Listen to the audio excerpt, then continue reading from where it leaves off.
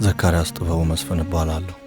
በ1998 ዓ.ም ከሀገሬ ተሰድጄ እስራኤል ለመግባት ሰውነቴን የሚያስረሳ መከራን አሳልፌያለሁ።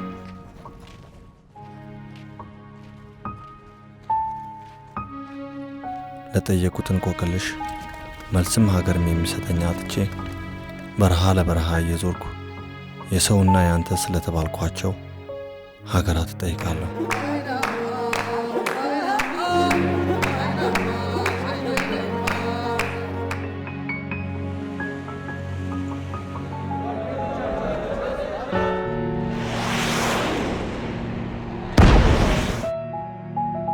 ማንስ ሀገርን ሰጭ ሆነ?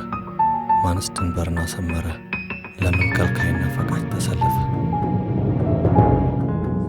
በበረሃ ከሚያንዣብቡት አሞራዎች ከተራረፉት ሰዎችና ባለታሪኮች አንዱ ብሆንም ታሪኬ የአንድ የኔ ብቻ እንዳልሆነ አውቃለሁ።